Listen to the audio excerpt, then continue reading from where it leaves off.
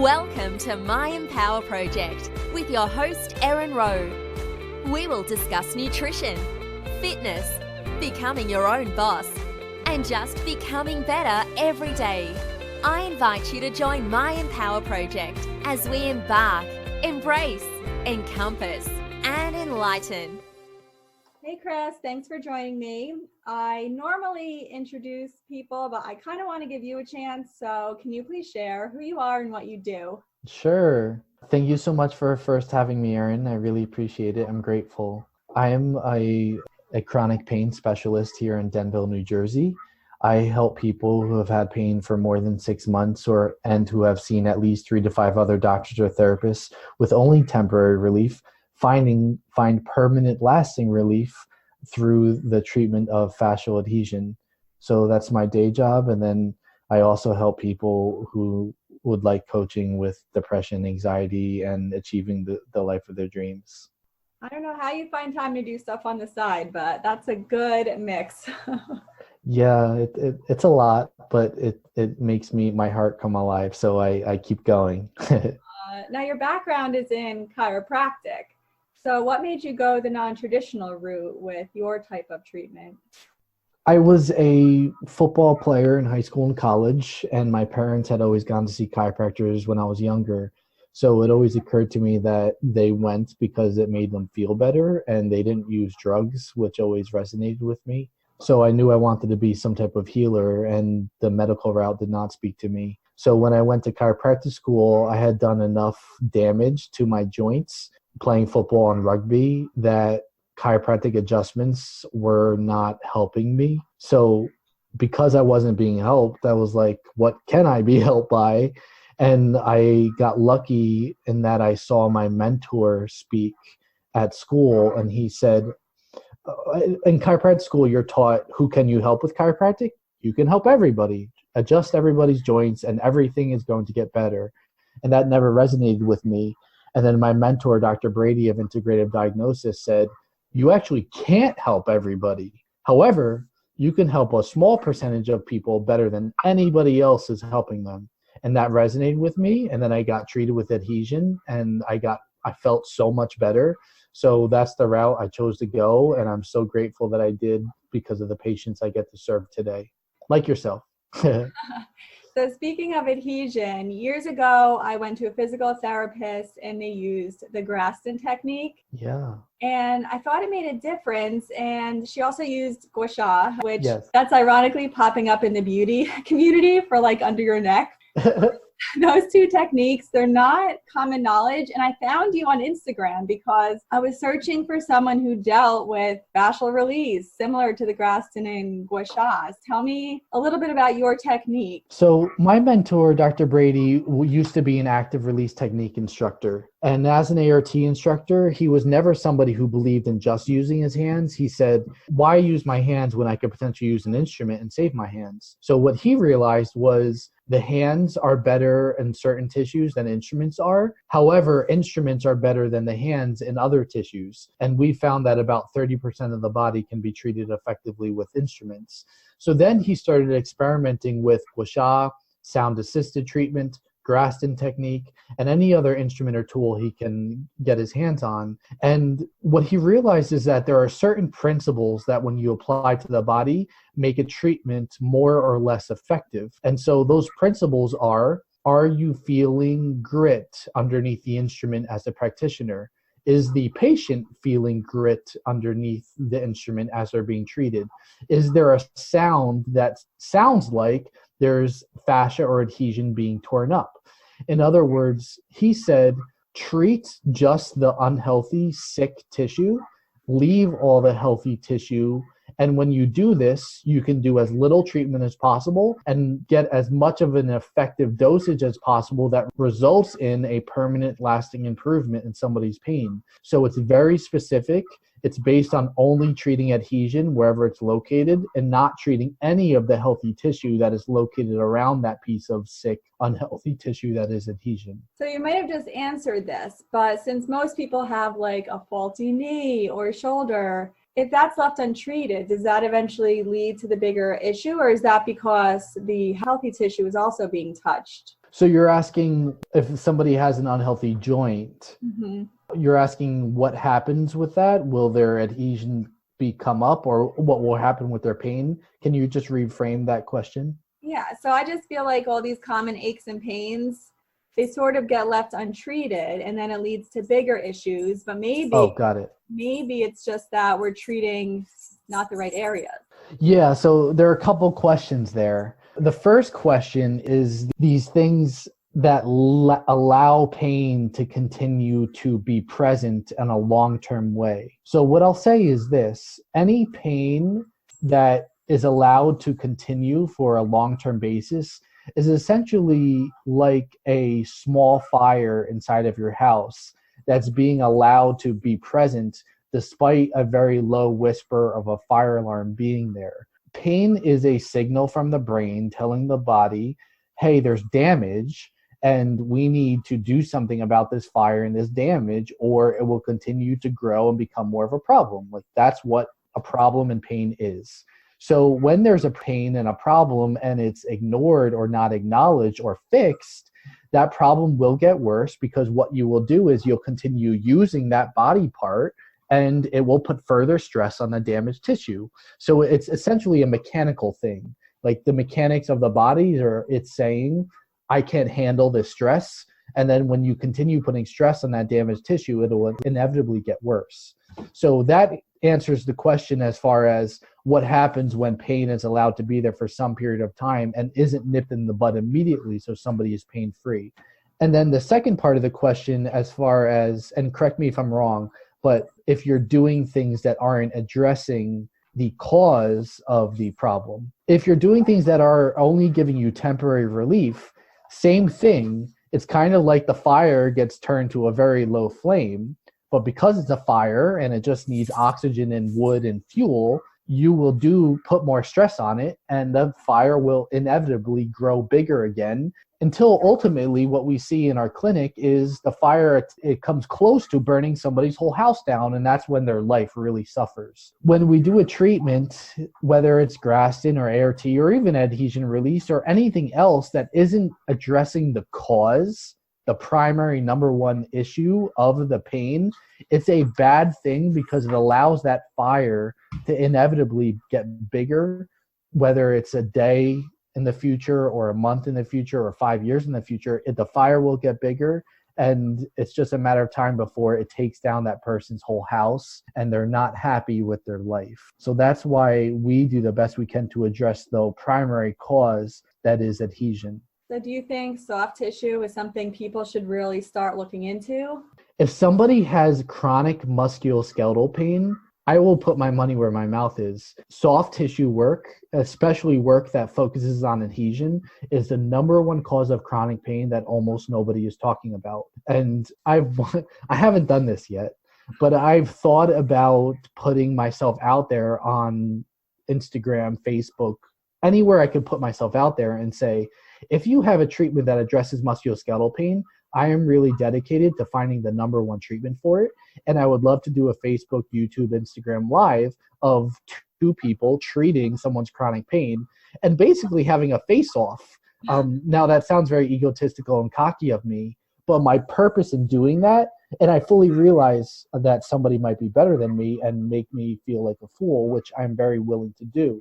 But my purpose in doing that is to let people know how serious I am about this adhesion treatment being the best thing that people can do in order to fix their chronic pain. And I'm invested in that because people are suffering. So yes, soft tissue work is integral if somebody wants to have a pain-free life and have longevity well into their 60s, 70s, and 80s. I think it's great that you put yourself out there, because it's just that people aren't educated. They just think it's their cartilage or an old injury and don't realize that it can maybe be fixed. Yeah, it's heartbreaking to observe people who are stuck in pain and it's affecting them. I mean, it's just heartbreaking. So that's why we do the best we can to get out there on social media and anywhere else to educate people on this stuff. Do you find any common trend that you see, like that you could give general advice? It's not, I don't want to say age better, but just to keep people's bodies performing better. Is there like a quick tip or anything that you can give?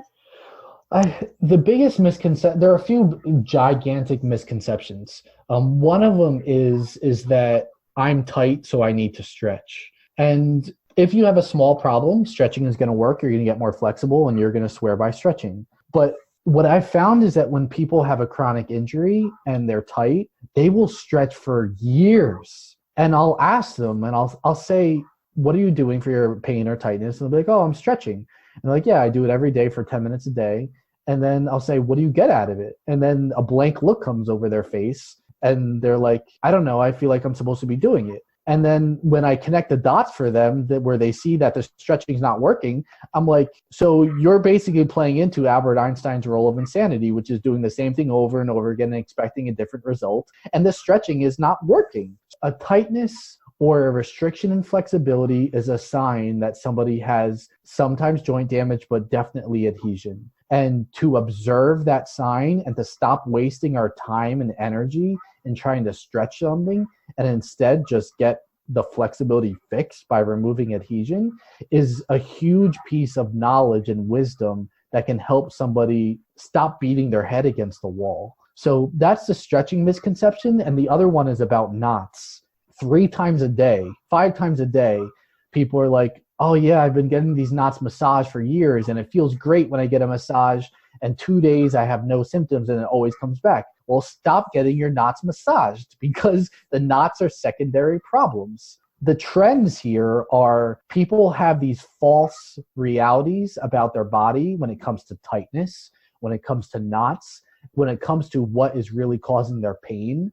And they do things that are either ignorant or disrespectful of those body parts that ends up causing harm in the short term. Then when they turn 50 or 60 or 70 years old, when they are potentially in need of a joint replacement or they're in such bad pain that they can't live anymore, that's what breaks my heart. So the trends are observations that we can make to what is causing the pain so that we can do what we need to do to get out of pain now. And I know that that's not necessarily practical advice. It's not like do this exercise or eat these foods, but it's part of my work is more, we need to be conscious about what our body is saying to us in order for us to figure out what we need to do in order to express pain-free living again. It's so ironic you said that, because I just kept stretching and I kind of did it out of habit, but thought that that was my only choice. And I'll open up a little bit about my personal story. So I had some lower body tightness that prevented me from working out, as you know, for months and months. And this began directly after I competed at my national level fitness show. So I went at that point from training twice a day to never. And that took a toll on me. And so I was like, oh, I just must be tight or dehydrated. I'll stretch it out.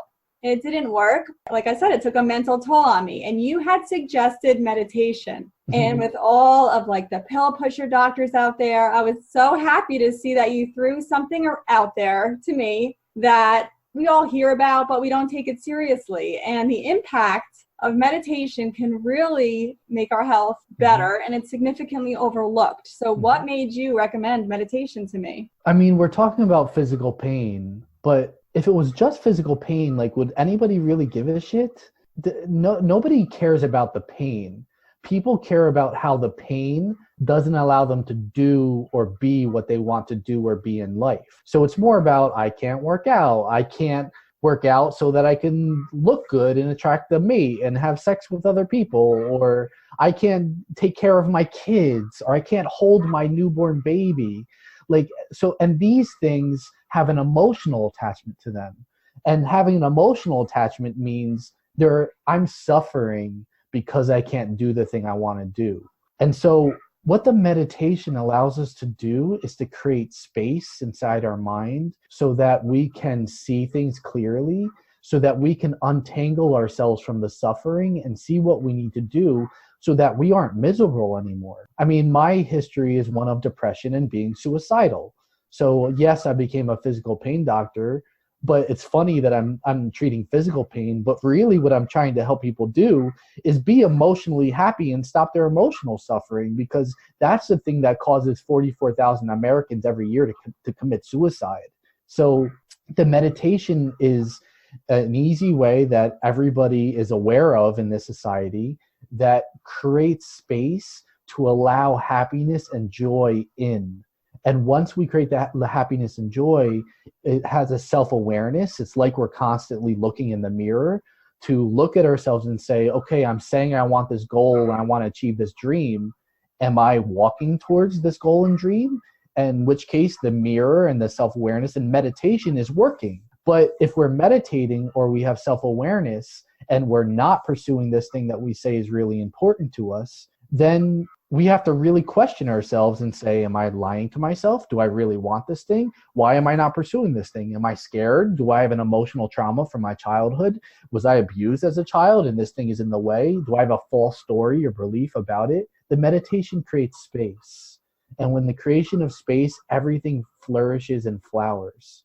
So I appreciate that you remembered that I told you that, because it's such a beautiful practice. And all it takes literally is starting at 2 minutes a day. That's all I tell people to do now is, can you commit to 2 minutes to breathe, please? And just get a win.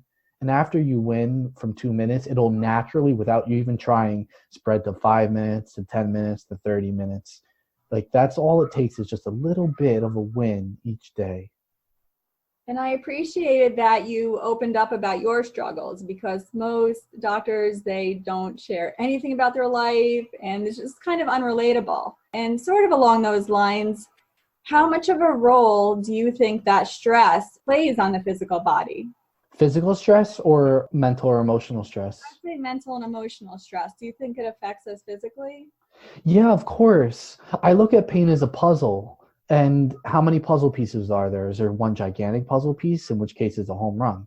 Are there 4 puzzle pieces and one's really big and 3 are small? Address the biggest one first and then the 3 small ones. Usually it's multifactorial, which just means there are multiple puzzle pieces. So a mental and emotional stress is one puzzle piece. Now there are people in this pain science world who say that all physical pain is attached to emotional mental stress, in which case they're saying it's one puzzle piece, which is not true, because we have a practice that is growing and flourishing, and it's not that we address the emotional mental piece directly.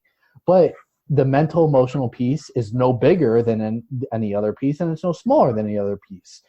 If people have an association in their mind where if they get stressed thinking about their partner or husband or wife and pain comes, that's a really strong indicator that there's a mental emotional piece, stress piece to their pain. So it's just a matter of observing the self, looking in the mirror, and being self-aware to discover how much of that mental or emotional piece is contributing towards one's physical pain. And of course, the mental emotional stress does physiologically cause a fight or flight response, which will inhibit the immune system's ability to heal. So that part's there too, but there's also a mental part, which more recently has really been fascinating me. Yeah, I think in all things, as I've gotten older, the main thing I've learned is like being aware and not just going through the motions is how you can really figure out the true issue and get better.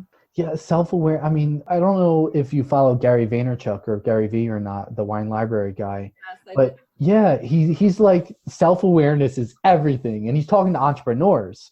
But I'm an entrepreneur and I'm like, dude, self-awareness isn't everything for entrepreneurs. Self-awareness is everything for everybody. Like whatever you want to do in life, being self-aware is the key. Because then once you're self-aware, you can figure shit out. And so otherwise you never change from where you are. People stay stuck. We all know people who die at the end of their life being like, my whole life is a regret. I wish I did this or did that when I was 30, 40, 50, 60. This is my father right now. He's getting old. And he's just like, he told my brother a few months ago, my life sucked. And I'm just looking at like, Dad, you told me a million times things you wanted to do, and you never once got over your fear and did that thing. So he was just lacking the self-awareness to realize he could change this stuff. Yeah, I do listen to Gary Vee, but the person who first told me about self-awareness was Grant Cardone. Yes, he's awesome. Yeah, he's like, reflect, write it down. So I like him too. He's brilliant. I love him. I invested in his real estate in January. I'm excited. Yeah. That's exciting. It is exciting. I love investing.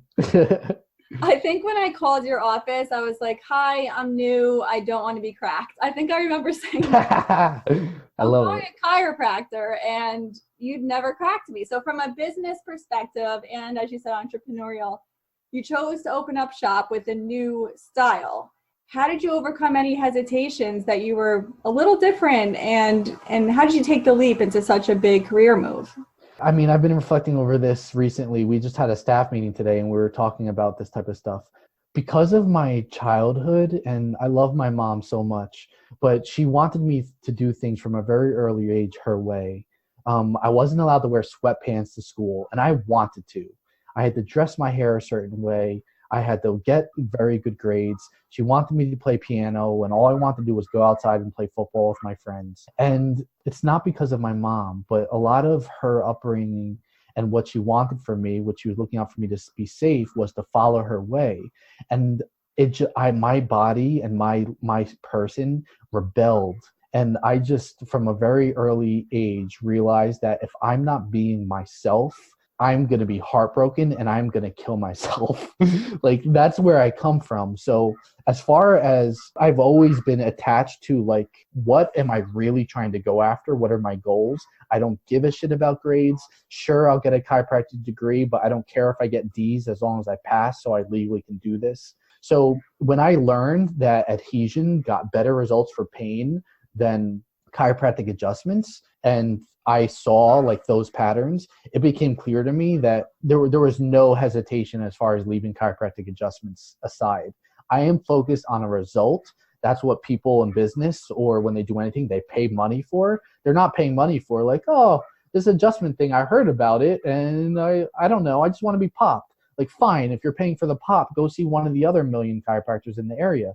If you're looking for chronic pain relief that lasts and is permanent, we're the only people in New Jersey doing this. So, I mean, I've emphasized that in my mind as time has gone by, but still early on it was, people are going to come to see me because they want a certain result that they're not getting with other doctors. And I've just been hyper focused on that result with people who I serve, whether that's in the clinic or whether that's people I work with in depression and anxiety. It doesn't matter. How do people take to that when you show them your different approach? I mean, there are a lot of people who go to chiropractors and don't get the results they want. So I think that in 2000, I started the practice in 2010 and 2019 right now, pain is not going anywhere. It's not going anywhere. People are getting in more pain. So there's a massive market for results. So I think people are just hungry for like, oh, I can get permanent, lasting relief. I mean, I have a 2-week wait list now. We just hired Dr. Joe, who's New Jersey's first soft tissue neck specialist. He is growing fast. I'm getting ready to bring on New Jersey's first low back soft tissue specialist in the fall. Like, this stuff is taking off, and it's just because people are hungry for results. And yeah, it's just what works for people. People don't want to do what they know is not getting the results that they want. So, I mean, if people are getting results with chiropractic adjustments, I'm happy for them. I'm not saying that people don't get results with the adjustments. I'm just saying that when people go back over and over and over again for chiropractic adjustments, and it's been months, I can get permanent and lasting relief for 90% of the people who come into our office in 5 visits or less, and prove myself with an expectation and a timeline. And people like that. They like to know, like, this is what I can expect, because this is the role that adhesion plays in our body. It's just a matter of being honest with people and clearly communicating what to expect, and then being able to deliver on that. Or when I'm not delivering, let them know what's in my head. Like, this isn't making sense right now, so we have to figure some other stuff out. And people just like being told the truth and being seen with human eyes. Well, I'm excited that you're growing like that, and just in general that you decided to do something different. Yeah, thank you. I mean, every day I meditate on my deathbed and I think about dying. And when I'm depressed, what gets me out of bed is knowing that I have another person to serve. So if I wasn't serving people and delivering results, I would have moved to Hawaii on a beach and lived by myself in the shack with my partner, Katie, and my baby bear. But we are serving a role in New Jersey, revolutionizing pain care. So I take it very seriously, and I want to help people who are suffering. That's amazing. And then how do people find you for even like help with depression? Is that they should call the office, or is that an email? Yeah, I mean, most of it is through people who know me, but then in the office when I see somebody who's really struggling or they're on antidepressants and they've already tried the conventional psychotherapy route and they've done self-help stuff and they're reading and they're meditating and they're still struggling. I mean, how long am I going to let that go? Like how long am I going to let somebody be alone at night and cry themselves to sleep? So it's that person who I know is alone and is hurting because I've been hurting, that person who's hurting, I reach out to them and say, do you want help? Will you let me help you? Will you let me see you? Will you let me hold you? And then from there, it's just having an ongoing conversation to see what they'll let me be willing to do for them to lift them up. That's great that you don't just like push them out onto the next client and you really take the time. That's great. Isn't that we're human, Erin? Like we're supposed to be connecting with each other and loving each other. And our society is so individualistic and materialistic. It's not, we are Homo sapiens. We are pack animals. We're tribal, but we don't treat each other like tribal, like a pack.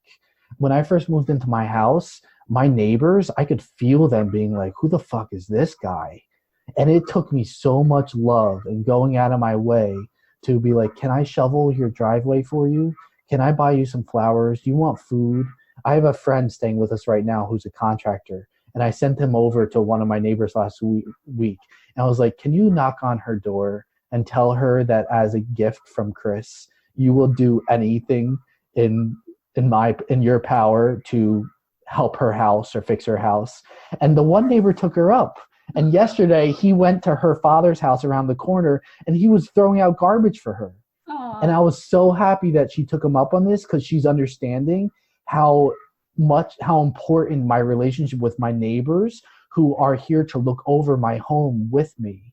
Like, we are tribal. We need to treat each other with love. We're not meant to be saying like, oh, this is your problem and that's not my problem. Your problem is my problem. What can I do to help you and love you? That's so nice. Thank you. No, a lot of people, I just feel like, well, they didn't do it for me, so I'm not going to be nice to them. But, we just have to keep being nice till the fire gets lit on the other end. Yeah, the research says that if you want to stay depressed, keep thinking that way. So like, oh, this person didn't do anything for me. If I don't get anything, I'm not going to do it. So I've just become clear. I have to nip depression in the bud. And as soon as that type of mindset comes in, I suffocate it. I'm like, who do I need to serve? Go out and love them and do whatever I can. And so I have no tolerance for suffering anymore. None. So this is actually a perfect question for you because I ask all my guests if they have a morning routine. But do you think a morning routine actually helps people with depression? Yeah. I've only really understood this in the past, maybe since November, December, the past 4 months. Because I thought I just had to be like, don't do anything and figure out what your spirit or your heart is telling you to do and only do that. But we're human beings that have this conscious mind and these hands that are meant to be doing. And what's inherent in those traits, as far as having hands in this conscious mind, is the fact that our brain is conditioned one way or another. What we do they say that to change a habit, it has to be 60 days of doing that habit. What does that mean? That means that your nerves fire in a certain way that cause you to either do A or B. And A is a thing that lifts you up, and B is a thing that pushes you down. And so I have lived so much of my life doing B in a way where I said, fuck you, Chris, I hate you, I wish you were dead. And so what I'm doing is rewiring thoughts that I used to literally journal and write down on pieces of paper over and over and over again. I am changing those thoughts with morning routines where I am now building myself up in a way that I'm doing for my 9-month-old baby. So it's, I love you, Chris. You deserve to be alive. You deserve to experience joy. And the number one way that I figured this out in November was I live on Rainbow Lake in Denville, so I jump in the lake every single day, no matter how cold it is. I have an axe right next to my door, and I go, and when it's icy, I make a hole in the ice, and I force myself to get in there. And what it does is I'm disciplining my mind.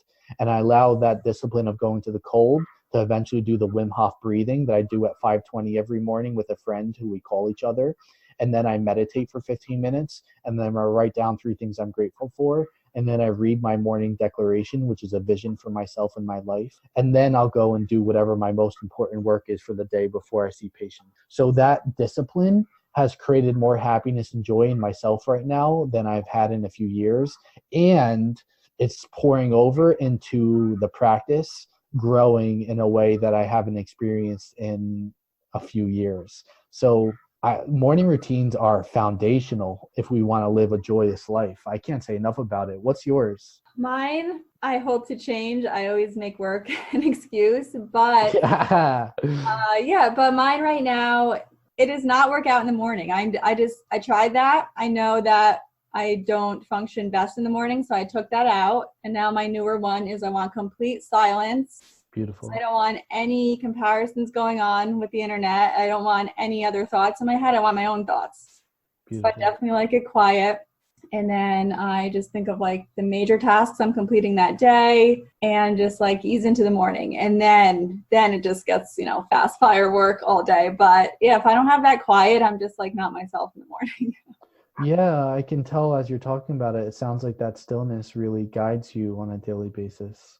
Yeah, and I've heard a lot about creating habits and routine. So people kind of do things because they're told to, but I think it's more like a mindset shift. It's not creating the actual habit. It's like you said about changing the way your mind works, and that happens through habits.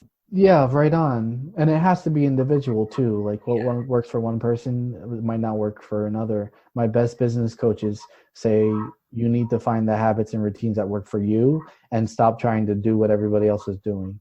Yeah, so no more 5 a.m. workouts. I'm going to work out when I feel best. I'm so proud of you. Thanks. So do you have any mentors or books that have helped you along your journey? I love to read, and I have several coaches as we speak, and I'm always going through different people. Jonathan Fields of the Good Life Project has been a huge mentor for me. His mission is just, yes, create a business and make a lot of money, but do it through service and through leading with your heart.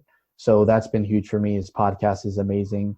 I love Ramit Sethi from I Will Teach You to Be Rich. He's taught me so much about the psychology of people and what they're looking for and being able to communicate to them in a way that shows them that you can help them get results. So he's been a huge person for me. I love Tim Ferriss, the 4-Hour Workweek guy. He's taught me a lot as far as asking questions and contemplating questions for months at a time to see what your subconscious mind comes up with the answers. He's been huge for me. More recently, Ram Dass. He's more of a spiritual guy. He has this quote that says, "We're all just walking each other home." And that just feels so good. Anytime I say that, I'm like, that's what we're doing.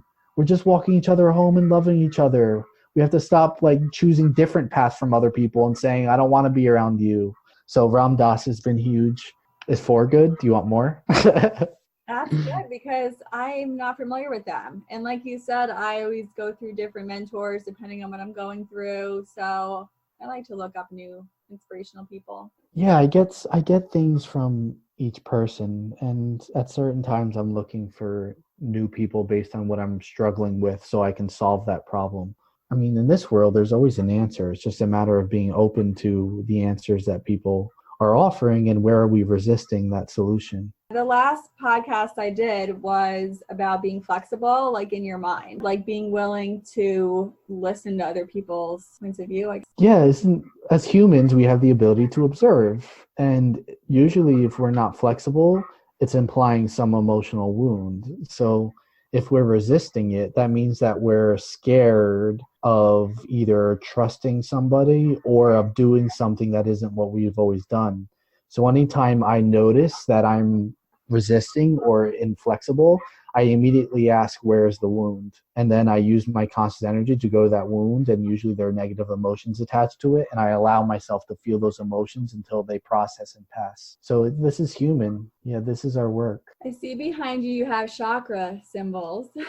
Oh, you're looking at me? I can't see you. Oh, well, I have the, I have my camera closed. But this weekend I went to the Gem and Crystal show. And I still don't know Interesting. much about chakras, but the podcast I just did about flexibility I called it I Don't Buy It, because people are just so quick to judge like chakras and crystals.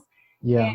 I was talking about like you need to be flexible to open your mind about things that are just not familiar to you. That's why it's weird to you. It's not familiar. And so yeah, I went and got some more crystals. Yeah. I'm still learning though. We all are, and as long as we're open, I never believed in any of this stuff. I don't know if I told you in the office, but I'll tell you now. I consume a massive amount of psychedelics. So ayahuasca and magic mushroom, psilocybin cubensis. And when I first started doing these ceremonies, I used to watch the healer or shaman do work on people. He'd start putting his hands on people and they would start throwing up. And what they say in ayahuasca ceremonies is you might have to purge because you're going to feel nausea in your stomach. So I was like, this is a physiologic thing. And then when I started drinking ayahuasca, I started seeing colors and shit come out of people that I knew with certainty was their body releasing things. I saw it. And then when I started purging, I would start throwing up, and in my mind, I would see skulls and crossbones and garbage and different traumas that I've had come out of my mouth as I'm purging into a bucket. I could not believe that this stuff was happening, because like people talk about, oh, you drink ayahuasca, stuff's going to happen. But then I realized you're actually releasing emotional trauma and wounds when you consume this plant medicine that comes from the earth and let it go out of your body. It's fascinating to me. And so it's like, what is nausea and purging? It's the body getting rid of some toxin. So physically that happens. But we don't acknowledge and respect the fact that emotional wounds and emotional toxins can come out if we allow them to and we know how to breathe through it. So that's when I started seeing that, I was like, oh, crystals, chakras, gems, Reiki healing, your hand, all of it just opened up to me in a way that now I see so much potential. So part of my work with this, especially this depression stuff, is there's a lot of deep healing that we have no idea is possible, that's alluded to in different mystic traditions and shamanism, but because of the society, it keeps it hush. So I am working to explore these things and to see how much healing is really possible. And when we heal in this really deep way, what will our communities and our society and Denville, New Jersey, and Morris County, New Jersey, and New Jersey, and the Eastern Coast and the United States look like if we really go down to the roots of this earthly healing that Mother Nature is trying to shower us with? So I love that you're opening up to it, because we've talked about this, Erin. I've told you that you are a healer of some sort based on your path. Like you have some intuitive gift that I don't even know yet, but I can just feel your power, and I can't wait to see what happens as you continue to step into this. So it makes me so happy to hear that you're opening up the chakras and crystals. Yeah, so I knew for a while that I've had an intuitive gift, but I didn't believe in Reiki until I had it done. I think it was literally like 2 months ago. I have a question though. How did you first, since you were skeptical, how did you first find a shaman and get involved in all of that? So I used to be very A-type. So Tim Ferriss on the 4 Hour Work Week was like, oh, all these Silicon Valley entrepreneurs are drinking ayahuasca, it's making them better business owners, and they're growing their business by millions of dollars. And I was like, oh, I want to grow my business by millions of dollars and help more patients, so I want to drink ayahuasca. So I found a shaman in Brooklyn just through a friend, and I drank ayahuasca with him and immediately felt unconditional love. And then I only did 2 ceremonies with him. And then my partner, Katie, was doing sound healing with an energy healer in New Jersey. And she was referred to this healer by one of my patients who was going to his group sound healing sessions. And so she was doing these sessions and she kept telling me about this guy. And she's like, oh, he's rattling instruments. And I start crying, and he's seeing into me and he's seeing different things. And then eventually I found out that he was serving the medicine. And so she did a ceremony with him, and then I did a ceremony with him, and I've been drinking ayahuasca with him since 4 years ago. And he has changed my life by the principles he's taught me. He's Native American Lakota. When I meditate, I go to a place where I'm sitting by an elder, a Native American elder, and I sing the Native American songs, and I say the Lakota mantras and words. So I found him through serendipity. Tim Ferriss, the shaman in Brooklyn, my patient who told Katie about him, and then she told me about him, and then I've been following in his footsteps ever since. Oh, that's so interesting. It is interesting. So we got off topic. So I know. I want to tell my listeners how they can find you on social media, because a lot of people deal with chronic pain, as you know, and I want them to get treated the proper way. So where can we find you on social media? I appreciate your trust very much, Erin. So Instagram or Facebook is just Barefoot Rehab. My Instagram profile that deals with depression is Dr. Christopher Stepien, Dr. Christopher Stepien. And I just look to connect with people, and anybody who feels alone at night, I connect with them there. So any way that I can serve people, I will do anything to help somebody suffer less. Okay, that's wonderful, Chris. I'll put that information in the show notes for anybody who's listening while driving right now. And thank you so much for being here today. I'm very grateful for you, Erin. Thank you for having me. Thank you. Bye. Bye. Thank you for listening. You can find every episode, including the written versions to read, on erinrowe.com. Be sure to leave a review, because I love hearing your opinions on the topics I shared. Are they new? Are they helpful for you? Tap that subscribe button so you don't miss the future interviews and enlightenment to come. This episode was brought to you by me, and only me, because I love sharing new ideas with you. Take action to become better. Have a fabulous day.